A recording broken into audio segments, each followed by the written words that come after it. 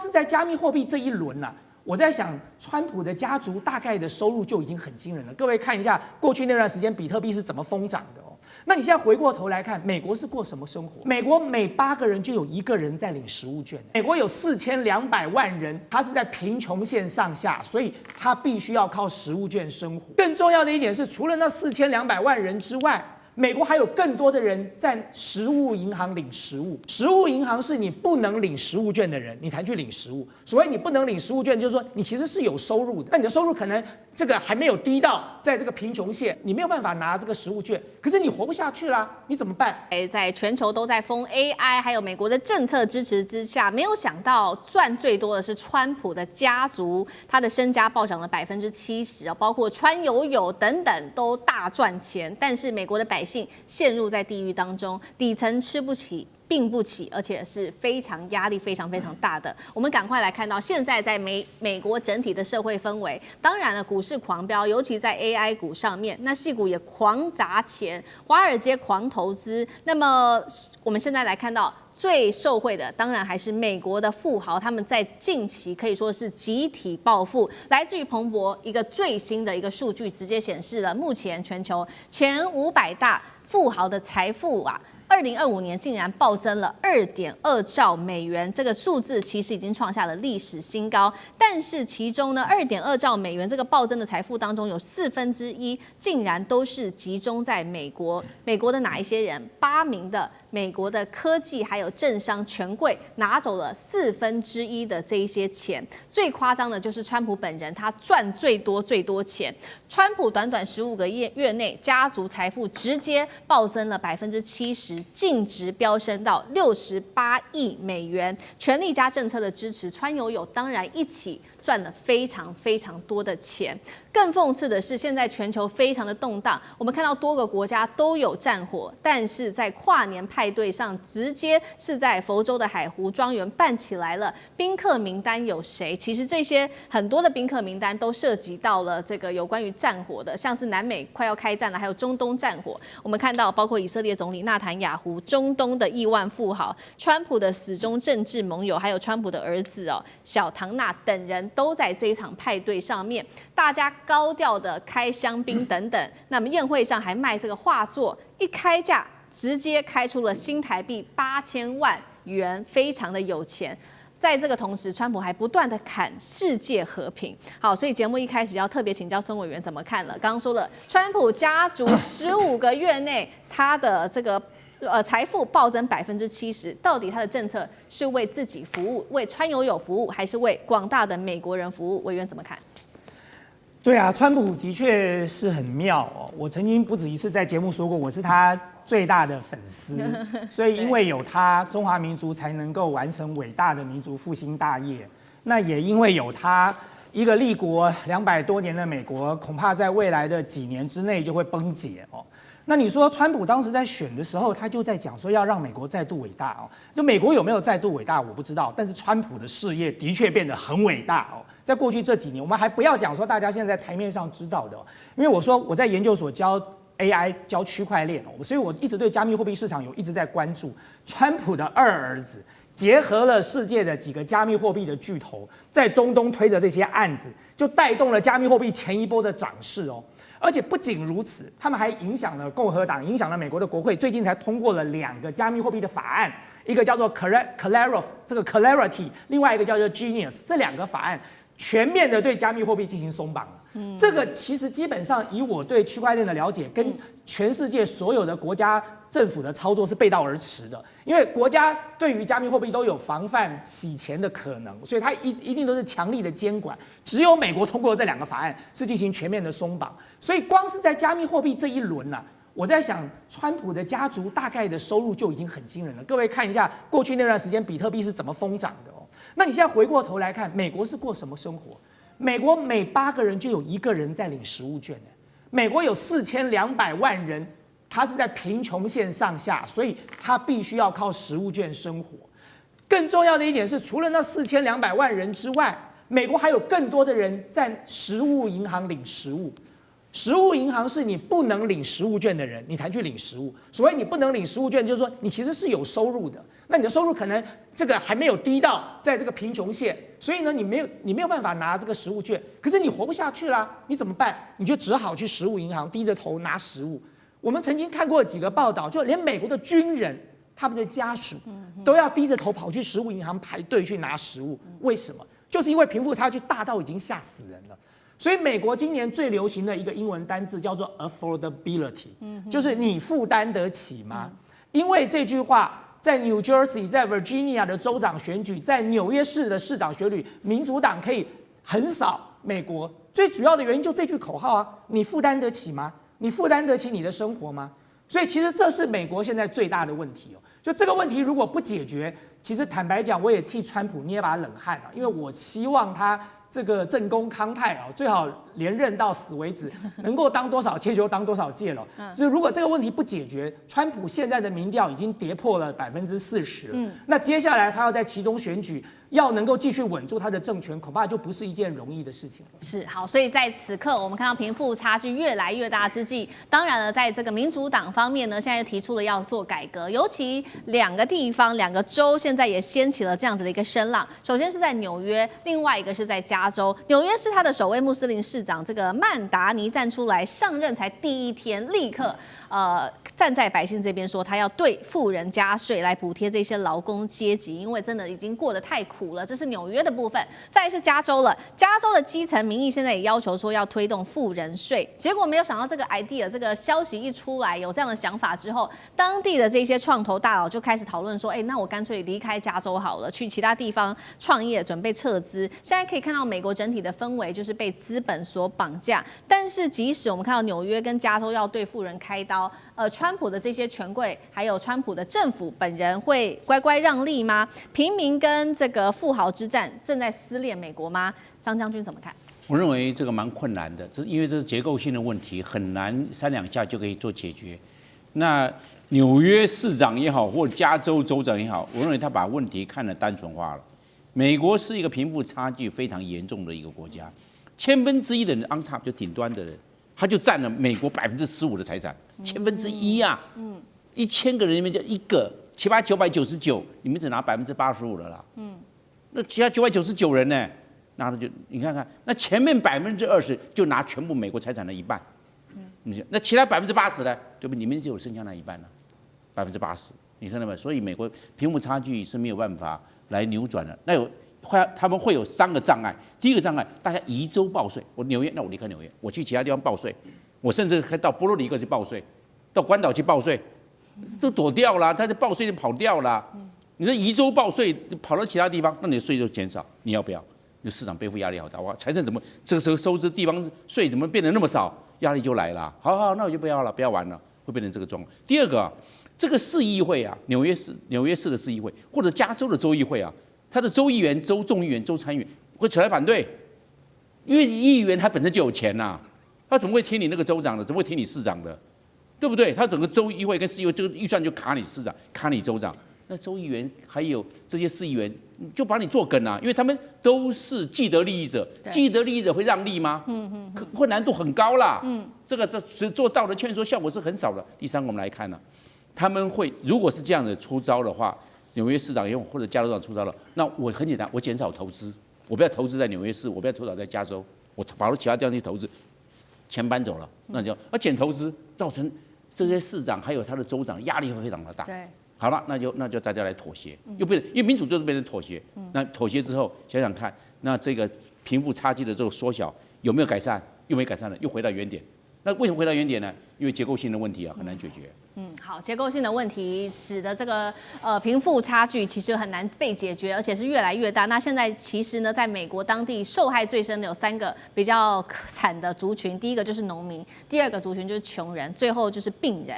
我们先来看到农民哦，因为这个去年大家不是在讨论这个贸易战吗？那有关于大陆停买美国的大豆。那现在中国大陆是回头买了800万吨的大豆，但是大豆价格至今还是一路的走跌，所以现在美国农民的压力是非常非常巨大的。再来，穷人哦，从元旦开始，食物券呢，美国政府已经规定了，在某些州，像是犹他州啊，或者爱荷华、印第安纳州等等，总共是5个州呢，说你食物券接下来为了你的健康着想，少吃糖啊，所以呢不能买汽水跟糖果。那民众就抱怨说，重点也不是说我们想要吃这些食物，而是那些好的健康的食物我们买不起啊。最后最惨的还有病人。2026年我们来看到350种药物会涨价，比起2025年多了100种涨价的药物，而且包括了疫苗、癌症药物，全部都在涨价的名单当中，百姓苦不堪言。聂老师怎么看 ？OK， 真可怜啊！农民活不起，这个穷人吃不起，这病人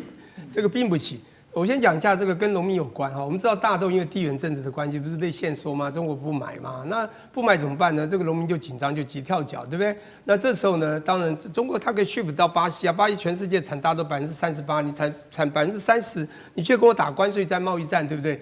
后来呢，当然他们在妥协之后呢，又开始买。可是重点来了，就算你后来回头买，中国回头买，但是他不会用贵的来买啊，因为我可以到别的地方买。这次阿根廷、巴西都可以供应大豆，可以比你便宜，所以你只有便宜我就会买，而且当然也可以做好这个所谓关税两边的互惠。这时候呢，当然就卖出去了。可是卖出去重点是你荷包还是没有，口袋没有办法涨啊，还是很缩啊，所以他真的是活不起来，因为他们的收入有限，因为赚不到。好，那我觉得这个还不是最重点，我就刚刚讲一个最重点的，还是这个我讲病不起的问题啦。我想前面之前我们分析过一个很重要的问题，就是全世界的药，知道在这个中美贸易战，中美这个所谓的决裂之后，农民之争之后，就有太多地缘政治的问题，会让美国真的是一路的打趴。包括药品，大家都知道 API 叫什么东西，叫 active 的 pharmaceutical 的 ingredient， 叫做原料药。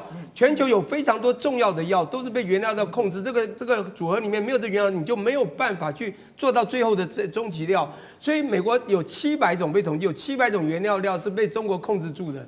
所以这个讲不好听，你如果被控制住，你药品又会贵，那又有各种这个策略、这个政策的医疗政策问题，让这个药品越来越贵。请问病人他怎么病得起？所以我觉得这个时候呢，你就发现到美国的确这个苦日子就要继续撑下去。当然，我们在美国生活很久了，大家我们也看得到，美国很多人真的是靠补助食物券生活的。讲不好听，你真的很惨的时候，你就干脆存款都不要有，全部都没有，就靠国家就会补助你了。那生病呢，你就一直看病，因为美国生病很贵，看病很贵的，就一直去看，一直看。只要你没有存折，你可以一直看，然后一直赊债。我以前在美国做2房的，租的就是这样的美国人啊，他就是过得很自由，所以弄到最后，全美国的可能会看起来这个活不起，这个吃不起，病不起，他就瘫了，这个才叫真正躺平啊，完全躺给国家，由国家去接收。好，接下来看到是美国的物价创了40年新高。现在民众呢吃饭喜欢去这种 Happy Hour 的时间吃饭，而且呢不点主菜，改点开胃菜。上流则是社会的人过得非常的好，花钱大手笔的花钱。另外呢，这一些在日常生活中可以看到集团式的抢劫、铤而走险，竟然是在美国的这一些日常当中不断的发生。我们赶快来看到这个来自于通膨的压力，可以说袭击了消费者。当然了，全美的餐饮业在此刻也迎来了这个寒冬哦。许多美国人，我们刚刚说了嘛，正餐实在是太贵了，所以呢，他们会选在 Happy Hour 这个时候去吃饭，而且点的东西呢，就是比较便宜的、比较有优惠的，不管是小点啊、开胃菜这些，而不去点这些正餐。这是来自于《纽约时报》做的一个比较典型的，在美国的一对夫妻他们用餐的方法。也就是说呢，他们说呢，当时他们去点这个，他们在餐厅里面点餐的时候，点的是包括了炸物啊、汉堡啊，搭配这些优惠的饮品，包括这个他们的啤酒买1送1等等。那这花费真的是大幅的降低了，到了51美元，远低于他们过去呢一般消费的价格，大概是落在75美元左右。那所以这就是美国纽约还有包括多州现在的一些日常。那另外一方面，我们来看到通膨失控，当然呢是引爆犯罪率不断的飙升，而且是这种集团式是这种快闪的抢劫袭击在美国多州。我们就举当中的几个例子来看，包括在加州，当时发生的事情，这都是这几天的事情。白天的时候，有10多名的蒙面歹徒突然间驾驶他们的车辆就冲进珠宝店内去做洗劫。根据了解哦，当时做洗劫的时候，88岁的店东是直接在现场，那么看到这些画面，直接就倒地哦，中风爆发。那么另外一方面，我们也看到在芝加哥的这边有一家 LV 的旗舰店，歹徒就直接撞门抢走近70万美元的商品，换算新台币2000多万元。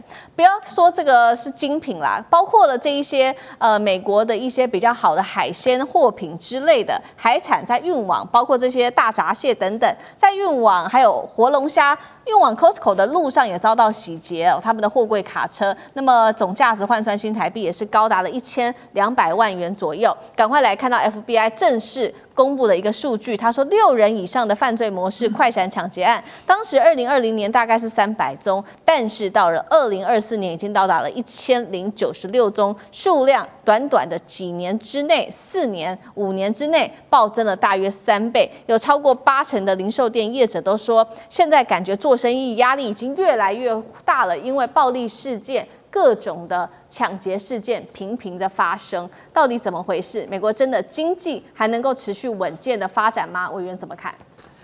美国的经济现在显然看起来马上要面临一场这个重大的风暴跟灾难了哦。就其实，在整个经济发展的过程当中哦，像以美国为例子哦，它在整个发展的过程当中，其实它中间经历过好几次的波折。其中有很多的灾难跟危机哦，都是因为当权者，都是因为政府采取了错误的态度、错误的方法而造成的。在这个之前，我们大家都可以看得到，就是1929年美国经济大萧条，当时就是因为美国总统采取了错误的政策，他的政策现在跟川普几乎是一样的，他用关税的方式，所以导致到全球的这个货币系统大乱，然后美国经济大萧条，然后接下来你就看到了这个二次世界大战开始爆发了哦。那么我要回过头来讲说，这一次我们看到的美国面临的经济问题，它其实不是一个单一的问题哦。你如果仔细把它掰开来做一个分析的话，你会觉得它比较像是一个多重器官衰竭的问题，它是好多个层面都面临了问题，而这些问题是环环相扣的哦。比如说你发烧，我要给你吃退烧药，可退烧药会伤到你的肾哦。如果吃了退烧药，你的肾就完蛋了。可是你肾功能又要衰竭了，我要护你的肾功能，我就不能给你吃消炎药，不吃消炎药，你的肺炎怎么治呢？他现在马上就是面临这个问题。美国原本的债务问题就很严重，然后美国的这个美元的信心本来就是低迷不振，然后再加上现在 AI 的整个的产业的转型，造成了失业率的这个上升，跟造成贫富差距的加剧，这些东西是同时存在的。这个时候你川普再加上一个关税下去，造成了通膨难以弥补、难以解决。所以我给大家看几个数字哦，《金融时报》最近公布的，美国现阶段的美元是有史以来最低的，近10年来。从10年来的过程当中，美元已经跌了9.6%，将近10%了。代表说，它针对全球的一篮子货币，美元的地位已经大不如前了。你说对川普来讲，他可能觉得说，哎呦，这样子我的这个美元的国际的这个美国产品的竞争力可以大幅提升。可是不要忘了哦，当美元的信心大幅跌了10%之后，代表什么呢？代表你美债还卖得出去吗？代表大家对美元的信心，代表大家会减持美元了。第二个，我们看到的数据是最近金价又破了4500美元了。金价跟美元一向都是反指标的，当金价开始往上走的时候，代表大家开始这个减持美元，改持黄金。那么第三个，我们看到美国马上要面临到的这个重大的挑战，就是联准会的主席要下来了。川普现在想要用他自己的人来当联准会主席，现在有3个人选，不管用哪一个，将来都是要大幅降息。降息代表什么？代表已经通膨了，然后你还需要你市场上还注入这么多美金，那这个通膨的问题根本就是难以解决的。所以我一直在讲，美国的经济非常不好。可是很多人讲说，哎呦，美国的股市不错啊。的确，美国的股市今年3大指数大概涨了12%到15%。可是我给大家看另外一个数据，各位看看3家重要的科技公司的本益比有多高。这个辉达的本益比47，AMD 115。这个 Alphabet 就是 Google 的母公司是33。什么叫本益比？就是你买了这只股票之后，你要多少年才能回本？你买一只辉达的股票要47年回本，你买了这个 AMD 的股票要115年回本，你买了 Alphabet 的股票要33年回本，这算是一个良好的经济状态吗？这反映出来的就是美国的经济马上就要变成一个大的泡沫。当这个泡沫破了，再看到通膨，再看到各式各样的问题的时候，美国的经济当然就陷入万劫不复的境界了。好，谢谢委员。那汉庭要怎么看？其实，在目前美国的这个状态，用一句话来形容，就是物价在天上飞，法律在地上爬。我们看到这些新闻，它都不是孤立的个案，把它们串联起来，你看到的是高科技犯罪、低效能执法，还有崩溃式通膨这些系统性危机。一个国家的龙虾车需要像运钞车一样去防备，88岁的老人守不住自己的店铺，这个超级大国的治安的内裤已经被彻底扒光了。所以通膨创下了40年的新高，这不仅是单纯经济数据，更是这头大象身上的最后一根稻草。所以，如果都按照上面所说的，哇，一个普通的晚餐账单就能够压垮一个家庭的预算，那同时之间呢，社会的道德底线就开始松动。所以可怕的不是穷，而是犯罪成本的归零。在加州第47号提案这种荒谬立法的庇护之下，950美元以下的窃盗被视为轻罪。那警察基本上抓了就放回去啊，检察官也不太起诉啊，这根本就是法治自杀。所以直接把抢劫变成了一种低风险高回报的创业项目嘛。所以大陆就笑，这根本就是零元购。FBI 的数据也告诉大家，6人以上集团式的快闪抢劫，4年人数翻了3倍，这根本是一种准军事化的城市游击战吧。所以，这根本是美国的治理能力赤字的大爆发。这大国的衰落不仅是因为外敌的入侵，就是因为你内部秩序的崩塌。结果美国政府在干嘛呢？就到处搞贸易战啊、关税战啊、科技战啊，然后矛头对准中国大陆，不然呢就是在外面发动军事战争。好。但是呢，对内却连一笔龙虾、一家珠宝店、一顿安稳的晚餐都保不住。这就是当下的美国。华尔街的精英在喝香槟，华盛顿的政客在搞斗争，普通老百姓只能在 Happy Hour 里面吃着干瘪的面包，祈祷下一个被撞开大门的不是自己家。好，确实，现在美国的社会就呈现一个极端的 K 型化社会。那根据统计，前10%的这一些富人，他们光是这个消费就已经占了全美的人数的大概50%以上，贡献了大概50%以上，所以富人他们消费得起，动不动出去度假就花个1000万元左右。干哥又怎么看？我们以前有讲 M 型社会，对不对哈 ？M， 好像美国不是 M， 美国是 K。那 K 呢？怎么解释？其实很简单 ，K 型社会就是富人越来越往上，因为他们的财富跟他们的生活越来越好。那穷人呢，就越来越往下。而不要忘了，穷人当然是占大多数，中产阶级以下当然是占大多数，对不对？好，但是我又给你一个很矛盾的数据，也就是说，美国正式突破100万富翁有多少人？你知道吗？有2400万人。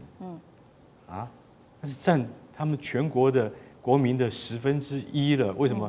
美国现在大约有2亿5千多万人，就他们竟然有2400万的100万富翁，那是账面上给你看的。为什么？因为你持有股票跟基金以及不动产，所以被归类为100万富翁。但实际上真是这样吗？你错了。本来应该是耶诞节，但是在美国却如此的不幸，是耶诞节崩了吗？因为尤其美国在消费、房市、就业3线失火。现在呢，根据统计，美国有50万人都是住露营车来长期过夜过冬的。另一方面，中国大陆则是改变了它的经济的战略啊，连12个月是默默的囤黄金，是为了什么？在做什么样的准备呢？今天就这些议题，我们会一起的来做关心。好。确实哦，今天耶诞节对于美国的部分家庭来说一点都不平安。10月份开始，我们看到美国的消费者对于耶诞节礼物啊这种全体的消费可以说是大降温。尤其在哪一些族群呢？18到28岁的年轻族群啊，他们在耶诞的这个购物上面支出直接大减了30%，就是因为对于经济接下来非常的不乐观。另外，整体做了一个统计，每位消费者在今年呢，光是圣诞节的支出就已经较去年年同期暴减了1552美元的一个金额。那尤其现在更是受到川普关税战的影响，我们看到耶诞的商品因为要课了这个进口的关税之后，所以呢，它的这个进口量，耶诞商品进口量年减幅高达了25%。尤其这个最热门商品，也就是最有象征意义的圣诞树哦，中国大型人造耶诞树现在价格进口到美国高达了500美元，换算新台币，一棵树竟然要1.5万元呐！美国当地制造的耶诞树的价格更是中国大陆制造的达到了3倍，好东西都是变得这么的贵。今年美国的耶诞节很不一样哦，因为面临到一个很现实的通膨问题，所以呢，大家竟然开始掀起了新风潮。改买二手的礼物来当耶诞礼物，二手玩具、二手珠宝，甚至二手的精品，成为今年耶诞节的新风潮。所以，我们来看到这一家是美国的二手零售商他就说，光是过去3个月，我们现在销售额竟然不减反增一口气暴增了，大约达到了10%。还有呢，这位是住在洛杉矶的36岁的女子她这样说，她说今年我还是想要耶诞节的时候买精品给我的母亲，于是呢，我就去了二手商店买一个Coach的二手包包给她，价格是125美元，一定得买二手的，因为新包实在是太贵了，买不下手所以今年耶诞节，美国人省着过，到底是短期的通膨压力，还是现在中产阶级结构性面临消费降级？袁老师怎么看？我觉得这里面有一个观念省着过是我从来没有想到美国人的生活会有省着过的概念。美国人基本上的话呢，连冷气一开，整栋大楼他坐中间一层，美国人都是大浪费这个是大家都知道的事情。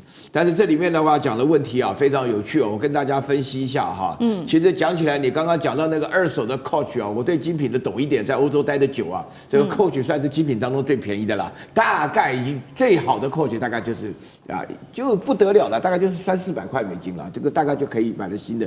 所以为什么连 Coach 都要买二手？这个表示美国确实是面临了很大的经济的问题。美国经济问题的话呢，分成3项。我要纠正大家一个观念大家都知道在美国赚钱是很难的。美国人想赚美国人钱，中国人到美国的话呢，原来我们只听过成功的故事，什么黄仁勋啦，或者张忠谋什么的。胡扯八道！我跟你讲，在美国的生活非常困难。大家不信的话呢，到纽约看看法拉盛那边的中国人是怎么样求生存的因为赚钱是不容易的。这也是为什么美国人非常小气。第二个，关税的目的是什么呢？关税的目的就是说把人家东西弄得很贵那么这个自然就有通货膨胀。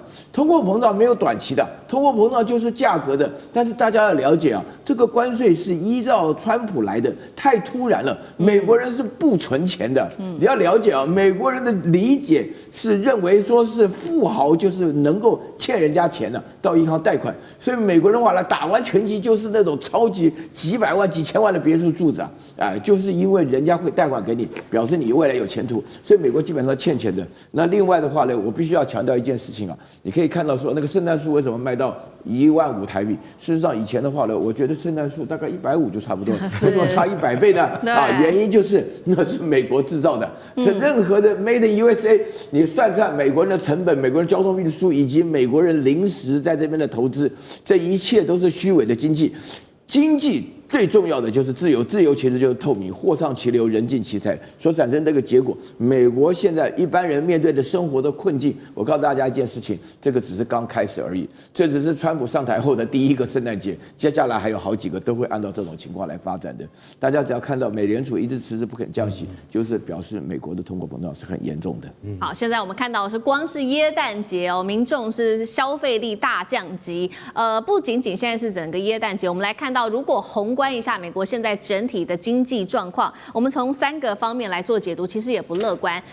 第一个就是有关于房市在翻车，第二个是人民住不起房子，现在往车子里面露营车住露营车的数量竟然暴增。第3个就是就业持续的走衰。好，我们先来看到刚刚讲的第一个，房市不景气，房市翻车，经济火车头。尤其现在呢，我们看到这个调查显示，10月份全美53%的房市估值都在下跌。包括了哪一些地方是重灾区呢？现在预估看起来整体是落在美国的西南部还有南部地区。其中几个地方重点城市，像是我们看到丹佛这个预估的房市估值下跌了，竟然高达了91%。好，南部的奥斯汀89%，Dallas 跟凤凰城更是高达87%。所以呢，住不起房子的话，现在房子看来薪水也不够，所以他们就住到了这个露营车了。那露营车里面，这个是来自于露营车产业协会做的预估，现在全美48.6万人长期住在露营车里面，这不是真的在露营哦，是因为真的现在住在房子里面的消费实在是太高了，所以这个数字更是创下了2021年的2倍以上。而且这些人1/3是带着自己的孩子、带着自己的家庭住露营车的，这些人大部分的年收入在美国是低于$75,000的。刚刚讲了嘛，不仅仅是在房市受到影响，包括了现在失业率，美国11月的失业率是4.6%，数字创下了4年来的新高。好，这是美国的部分。那另外一方面，中国大陆呢，我们来看到它也在持续的调整它在经济上面的战略，这一回进行的叫做去美化战略。光是统计到10月底，我们看到中国大陆黄金储备7400多万盎司已经连续12个月都是增持黄金的，采用的方式是低量多次，慢慢的买进。10月黄金价格一度冲上了$4294。请教干哥怎么看？中国持续买黄金去美元化，会是在为下一轮的金融动荡做提前卡位吗？为什么大陆要一直买黄金？它的策略是什么？到10月底中国黄金储备量达到7409万盎司那这是什么概念？我告诉各位，就是大约等值于3000亿美金的黄金储备。但是我可以告诉各位，这个是你看得见的，实际上绝对不止这个数。因为国际金融专家也讲说，到底中国有多少黄金啊？我们说句实在话，没人说得准。但你可以知道荷兰的黄金储备，你可以知道德国的黄金储备，你甚至可以知道美国联邦储备银行的它的那个储备量台湾的你也知道，中国你不知道。但是我现在告诉你，我们大概7400多万盎司是你看得见的。你知道中国大陆从去年开始，每个月都在多买黄金，但是呢，它平均多少？你知道？平均一个月买3万盎司跟那个7000万比起来是9牛1毫嘛，对，你感觉不出来，对，所以它不会造成东南亚附近这些国家的金价的太大的波动。为什么？它就是不要波动，但是它把黄金当成战略储备物资在进口，所以它慢慢的买，而且为什么你知道？他在关税的贸易战还没开打之前，他就开始买。为什么？他已经看到了，川普你要大搞是吧？你要大搞，我告诉你，到最后最稳当的就是黄金，而且他们知道说这个黄金储备你要就是不动声色，让大家没有感觉，温水煮青蛙，所以他是慢慢的买到现在他已经到了这个地步，因为金价有一段时间高达4290美金嘛。然后还有一阵子还听说还有到4380的，现在已经回来了啦。可是我跟你讲，国际那个金融专家已经讲了，可能到了明年会到4700所以现在有很多人在问那我们散户能不能买黄金？其实我们来宾不能告诉你答案，只能告诉你说，黄金它一直在走阳，可是你如果走得太快或走得太高的话，对于这个国际全球的贸易市场不是太好的事情，对不对？对。所以说它是不是投资的标的，我们不能够给答案，我们只知道说，中国不断在购进黄金，而且中国有很大一部分，你知道购置哪里吗？绝对猜不到的。它购置俄罗斯俄罗斯国家银行拿来卖为什么？因为对不起，战争快打完，还没打完，没办法，再拿黄金出来卖。你知道俄罗斯现在最近卖给那个大陆的那个黄金去年只有2亿2300万美金，你知道今年多少钱吗？去年听清楚，去年2亿，今年19亿美金。那你想想看，俄罗斯拿出这些黄金出来倒，自己也很心痛可是它还有另外一个战略因素，它要支撑卢布，不能让卢布崩溃，所以说它必须要拿出来卖。然后呢，跟大陆的这个黄金交易还是持续在增进之中。当然，习近平也有相对的这些优惠的措施给俄罗斯，所以你要知道，中国的战略布局早就放在前面了。对于黄金的储备，从来就没有松懈过。而且回到我刚刚讲，到底有多少，还不知道。所以说，你要晓得说，在大陆它的整个的国家的政策上面，对于黄金它是非常非常重视的，而且它不会因为通货膨胀或者因为国际的经济局势走衰，它就没有可以支撑的稳定器。黄金就是最好的一个商品。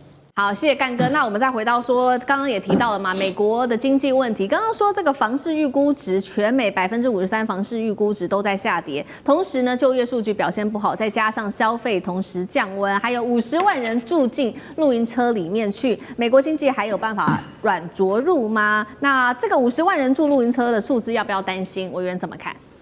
我觉得美国的经济要软着陆不是一件容易的事情哦。大家不要看别的，就光看川普在12月17日，他在这个美国的新闻联播的黄金时段发表了一个18分钟的讲话。通常美国总统在这个岁末年终会忽然之间在黄金时段针对全国这个美国人民来发表谈话的时候，只有2种可能：第一个要发动战争了，然后第二个就是美国遇到重大的冲击跟伤害。所以大家就在那个时候在想说，川普是要打谁了呢？忽然之间把这个时间这个 book 下来黄金时段，他要自己出来讲，就没想到川普自己出来讲了18分钟，这18分钟不断的在解释说他为美国经济做了什么不断的这个在跟大家保证说他将来还要做哪些东西。所以当你看到川普这个面色凝重，不像过去这么从容悠哉的然后这个快速语速急速的在18分钟之内把这个话讲完之后，其实你可以强烈的感受到川普的焦虑了。他的焦虑是来自于什么？来自于他的民调已经跌破这个4成了，只剩下3成多，有的说他只有3成5了，有的说他3成1了那么在这种情况之下，他当然要进场来救民调所以很显然的，他那18分钟要做的只有一件事，就是做信心喊话。但是这种信心喊话恐怕没有办法真正的解决美国现在的问题了。坦白讲，我是很喜欢川普的，因为我一直认为川普是中华民族的民族救星所以我一直希望他留在那个位置上。那我当然希望说他还能够赖在那里啊，就是说他不能够那么快走啊。那么因此我要讲说，可是美国现在情况真的很糟。所以你看，我们今天讲房市下跌，各位知道房市下跌马上冲击什么？马上冲击银行。因为美国的房市很少人是拿现金一次买完的，都是贷款的。当房市不断的下跌的话，各位知道那个抵押品的价值就在跌了，跌到了某一个点，对银行来说，它就要断头嘛，它必须要保住它的资产。它如果没有保住，那么现在美国的这个银行的这个房屋的贷款，它就等于是会造成银行的冲击啊。所以如果房市在持续的往下跌下去，美国一定会有很多银行会面临破产的问题啊，因为它的贷款它收不回来了它的抵押品已经这个不符合价格了，或者你就逼着美国的人民，因为他被银行催缴，他必须把房子卖掉，所以这就是为什么我们刚才讲的有这么多人要去做露营车了银行体系从 local 一直到 global 这个到全国，到这个 national 到全国的这个状况，这个是一路的延烧上去的就是说你从一点一点的慢慢扩大下去的话，你最后就会造成一个很难以收拾的状况。那第二个我们讲的是就业，失业率美国现在在上升。一点都不意外的原因，是因为 AI 时代来临了，所以整个的产业结构，所有的这个人力配置都开始重新调整。不只是传统产业，因为受到了 AI 的冲击，开始裁员。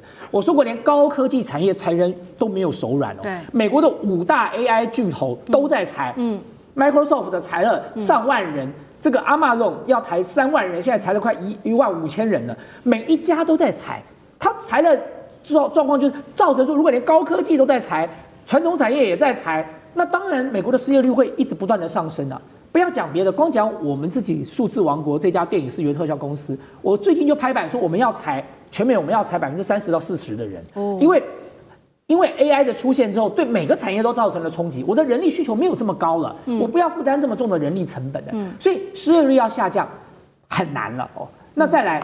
你 CPI 就是通货膨胀开始不断的往上升。我们刚才看到了这个新闻的数据说，买一个2手的 Coach 包包要$125，$125我都快要吓死了。就是如果有去过美国的朋友就知道说 ，Coach 在美国的 Outlet 其实不是一个很贵的品牌所以呢，我们台湾的观光客到 Coach 都是扫货的嘛，大概来开始扫。日本这个观光客早期最喜欢Coach，就一去就是整个都把它扫走了嘛。当然你现在还有一些什么 Michael Kors 啊，什么各式各样的品牌，但是Coach基本上它的价格没有那么高，一个二手的东西要卖到125，那真的是非常惊人的天价了。但是重点不是这个，它不是奢侈品的问题，它的民生必需品它的价格也在涨啊。所以各位知道，就是说对一个国家来说，当你的失业率上升，当你的 CPI 也在上升，你就是被判了双重的这个夹杀了死刑了。就是对美国的 Fed 来讲，它通常要不要升息，它就是看这2个数字嘛，失业率跟 CPI。如果失业率上升了，代表经济量能不够，它必须要释出更多的资金到市场上来。如果 CPI 太高了，通货膨胀起来，代表市场的资金太多，它必须要把钱抽回来。但是如果这2个都上升的时候呢，它就两难了。我究竟应该放钱还是不该放钱呢？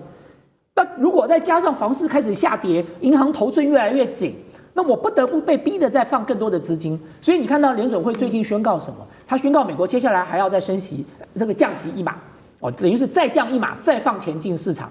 同时 ，Fed 准备要去买400亿美元的短期公债。各位知道，对这个联准会来讲，他去买短期公债代表什么？他拿什么买？他当然拿美金买，所以代表说他又在投400亿美金到市场里了。所以这个市场已经通货膨胀了，钱已经太多了。然后你现在再降息、再投钱，那你这个通货膨胀就一发不可收拾了。所以我要讲的说，对美国来说，它要软着陆，恐怕真的不是一件容易的事情哦。那么，当然还是回到我先前讲的啦，我是希望川普能够顶得过去啊，因为他毕竟还有1-2年的时间，就是中华民族的伟大复兴大业还没有完成啊，所以川普同志要继续努力啊。美国的白领失业潮，这个是裁员潮来临了吗？这个大海啸，川普最新消息在今天早上台湾时间，我们看到他的18分钟的这个演讲，政绩现在被嘲笑说是秀失灵秀啊。那么我们关心到是克鲁曼经济学家也示警说，美国经济衰退已经陷入在前期了，美国经济撑得住吗？今天会一起的来做关心3个火线话题，今天请来宾帮我们做解答。这一场这个演说高达了18分钟的时间，被外面笑说是吹牛秀，因为川普他高喊说，在他的执政之下，美国的物价狂跌，就业率不断的创下新高。但是实际上，我们看到了一些最新公布的数据，美国在今年前11个月已经有超过110万人被裁员了，这个数字较去年暴增了54%。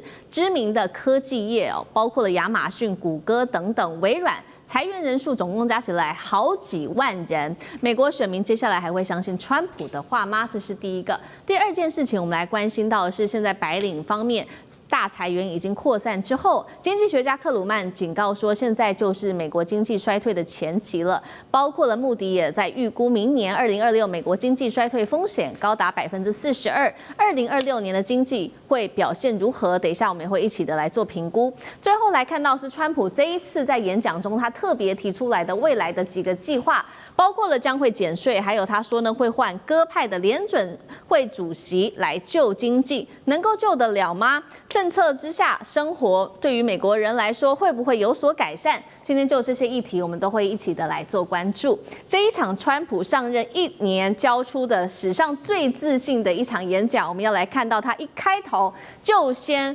狂批前政府，他点名了拜登，他说我是在接手你的烂摊子啊。那目前接下了之后，正在努力让美国比以前变得更强大。那么我正在把它修好，他也夸口说自己的边境政策从最烂已经变成最好了。他还自夸解决了中东3000年来的冲突，但是我们知道以色列到现在建国也才77年。我们先来看一下有关于川普他这场演讲最新画面。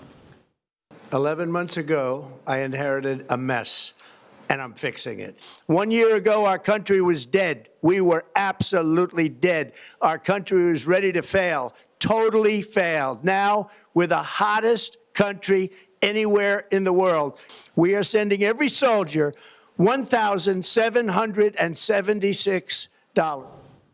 好，这一场演讲被称作是老王卖瓜，自卖自夸。他同时呢也宣布了一项政策的利多，说要给军人超过美国100万的这些军人，每个人可以领到1100多美元，换算新台币大概是5万多元，这个叫做战士红利。好，先来关心一下，因为他非常的自夸，说自己把这个美国的经济搞得非常的好。那生活成本，我们先来看到他谈民生，他说呢，我真的已经让美国的物价大家都可以明显感受到已经快速的、飞快的下降了，包括汽车的价格现在也狂跌，火鸡价格他说跌了33%，遭到美国的农业部打脸哦。他说今年火鸡批发价不但没跌，还上升。但真相是，火鸡它本来就是一种亏本的商品，零售商通常会故意卖的比较便宜，把民众拉进到卖场里面去。好，第二颗震撼弹，他不断的自夸的就是他说呢，美国的就业率、就业人口，他说创下了新高，新增就业100%哦，来自私部门。但是我们也要来看到最新公布的这个美国的就业率前11个月，我们来看到他说呢，裁员人数超过4000家，企业裁员人数超过了110万人，较去年暴增了54%。光是11月份的失业率新增了70万人，更是创下了4年来的新高。好，再来看到的是当中呢，几家刚刚说了嘛，这个裁员人数最高的几家企业，包括了提到了英特尔7.5万人 ，UPS 4.8万人，亚马逊3万，雀巢1.5万，微软1.5万。Panasonic 1万，但是实在是太多了，其实念不完。至于大家很关注的这个关税问题，现在表现如何？川普他就说了，只要企业来美国设厂能够免关税，就已经吸引到了大概有18兆的资金来这边，涵盖了各个范围领域，包括了 AI。到汽车制造业等等，但是我们来看到高盛的最新数据显示呢，这个有关于这个2025年美国消费者啊，一共是要吸收自己的关税成本高达了55%，企业要吸收22%，外国出口商则是要吸收18%。节目一开始特别请教赖老师了，如何关注这一场18分钟的演讲？他不断强调了物价下跌、就业创新高。川普现在要救自己啊，因为他本身面临跛押的危机了啊，因为甚至连 CNN 就直接说你已经是一个跛押总统了。我想这个最主要有几个因素，第一个因素就是前一段时间的其中选举的前哨战，川普惨败，不管是纽泽西州、纽约市啊的市长的选举、州长的选举，以及这个加州的这个选民。啊，这个从划分选区从划分的问题，川普都输了，所以很多人说你的其中选举的前哨战惨败，那会影响到他的其中选举。最近的民调都出来了，最近的民调总体上来讲，它其实没有下，哦，39比上次的民调是38，其实还略微成长了1%，啊，但是是在政务复查的3%之内，但是它的最大的危机是在于它 MAGA 的核心圈。已经分裂了，已经往下降了。之前他 MAGA 的核心圈大概是在26到29的支持度，可他现在跌到20上下的这样的一个支持度，等于是重挫了6%左右。我想川普他最担心的就在于，如果他的 MAGA 的核心支持度再往下跌的话，他对共和党的控制力就会有问题。为什么？共和党本身啊，这个他的当选与否要建立在他的基本盘，也就是川普的基本盘那个20%或是26%，他会构成他的共和党的候选人，他不会落选，但是不一定当选。也就是说，这个话可能会有矛盾的哈。如果没有这个川普的基本盘，他一定当选不了。所以他一定落选，所以他一定需要川普的基本盘。可是有了川普的基本盘，不一定能当选，那还要看他个人跟中间选民。可是他没有川普的基本盘不行，川普就控制他的基本盘，能够控制整个共和党。我想这个是很重要的。那川普现在要救他自己的时候，他该怎么办？我觉得他批拜登是有道理的，因为这4年以来，拜登把美国的经济搞坏了，不断的印钞票，图利他的盟友。但是问题就是，川普的关税没有办法帮他解决问题。也就是说，他的关税政策没有办法创造更多的就业机会，没有办法减低物价，没有办法使联准会愿意降息。我想这个也是不争的事实。所以他的18分的演说啊，我觉得对于很多的选民来说是不会买单。但是 MAGA 在这个部分里面，他强调了军人是他的铁票。对。第二个就是药品下降。这也对他来讲是有帮助的，对，所以我个人觉得他的诉求对象已经很明白了，先巩固住他的基本盘，他的战略应该是放在明年。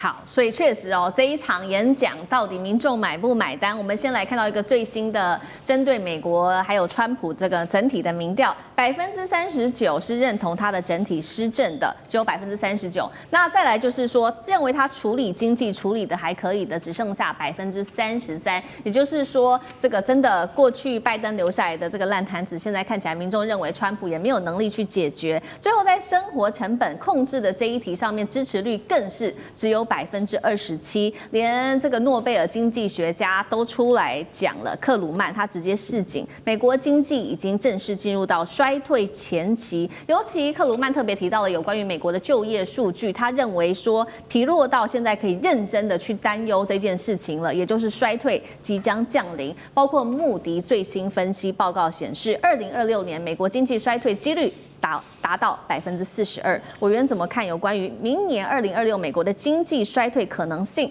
换上鸽派联准会主席就能够救经济吗？还有这一场18分钟的演讲，委员如何看？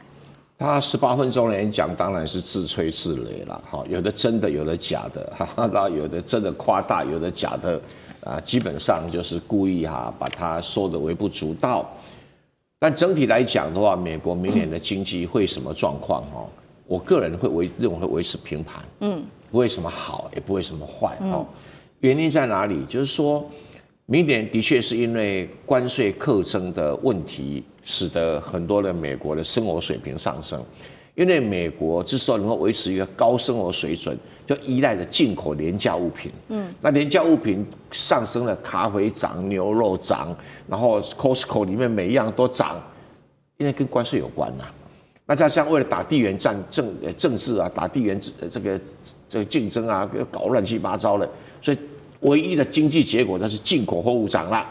那他想说要在美国自己生产，那美国自己生产什么都贵啊，所以生活物品会上涨，这是一个必然的趋势，而且这是川普自己搞的，没有别人搞的哈。